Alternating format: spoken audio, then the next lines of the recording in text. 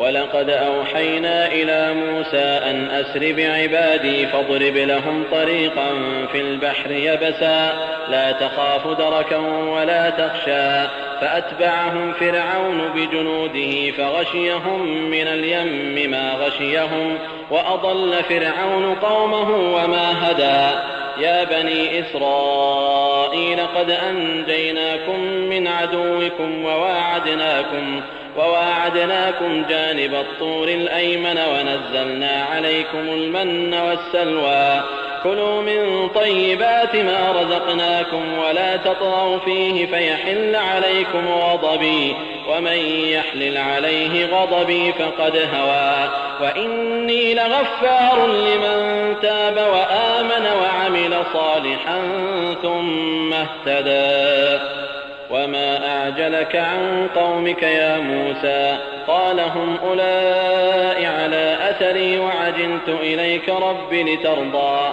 قال فإنا قد فتنا قومك من بعدك وأضلهم السامري فرجع موسى إلى قومه غضبان أسفا قال يا قوم ألم يعدكم ربكم وعدا حسنا أفطال عليكم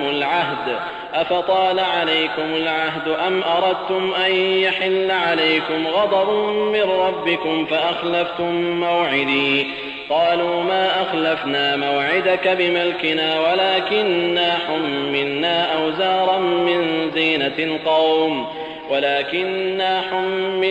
أوزارا من زينة القوم فقذفناها فكذلك ألقى السامري فأخرج لهم عجلا جسدا له خوار فقالوا هذا إلهكم وإله موسى فنسي أفلا يرون ألا يرجع إليهم قولا ولا يملك لهم ضرا ولا نفعا.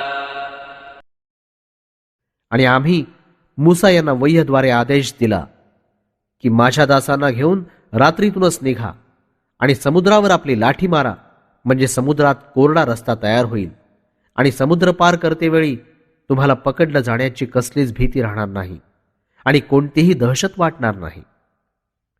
तेव्हा फिरौन देखील आपला फौज फाटा घेऊन त्यांचा पाठलाग करत समुद्राच्या कोरड्या मार्गात दाखल झाला आणि समुद्रानं चोहीकडून फिरौनच्या सैन्याला आपल्या ताब्यात घेतलं. फिरौननं आपल्या लोकांना मार्गभ्रष्ट केलं होतं आणि स्वतः देखील मार्गदर्शन कबूल केलं नव्हतं.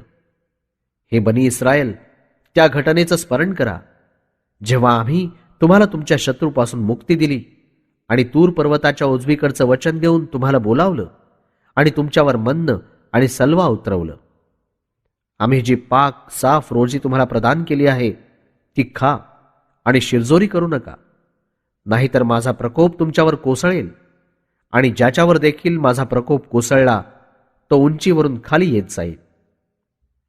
निस्संदेह मी मोठा माफ करणारा आहे अशा त्या प्रत्येक मनुष्याकरता जो क्षमा याचना करून ईमान कबूल करेल आणि सत्कर्म करीत राहील आणि मार्गदर्शनानुसार चालत असेल. आणि हे मूसा, तुम्ही आपल्या जमातीच्या अगोदर येण्याची घाई का केलीत?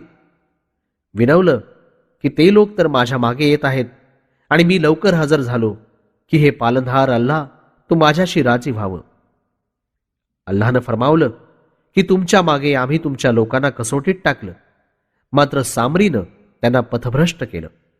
जेव्हा मूसा तूर पर्वतावरून परत आले तेव्हा अतिशय रागानं आणि दुःखानं आपल्या लोकांना म्हणाले, हे माझ्या जमातीच्या बांधवांनो, काय तुमच्या पालनकर्त्या रबनं तुमच्यावर उपकार करण्याचा वायदा केला नव्हता की तो तुमच्यावर मोठी मेहरबानी करेल? आणि काय मला तूर पर्वतावर येण्या जाण्यात जरा वेळ लागला तेव्हा तुम्ही स्वतःच इच्छिलं की माझा आज्ञाभंग करून आपल्या पालनकर्त्याचा प्रकोप स्वतःवर ओढून घ्यावा आणि तुम्ही माझ्या वचनाविरुद्ध केलं? जमातीचे लोक म्हणाले, तुमच्या पश्चात आम्ही तुमच्या मर्जीविरुद्ध जाणून बुजून कोणतीही हरकत केली नाही, मात्र संपूर्ण जमातीच्या दागिन्यांचं ओझं लादून राहणं आम्हाला मोठं त्रासदायक झालं होतं.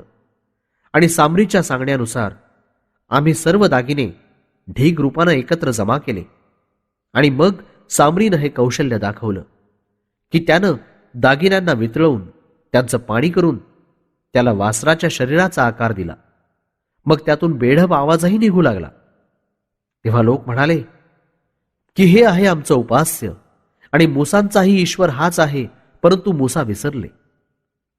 काय त्यांना एवढंही ध्यानात आलं नाही की वासरू त्यांच्या कोणत्याही गोष्टीला उत्तर देत नव्हतं आणि त्या निर्जीव वासराजवळ त्यांच्या लाभ हानीचा काहीच अधिकार नव्हता.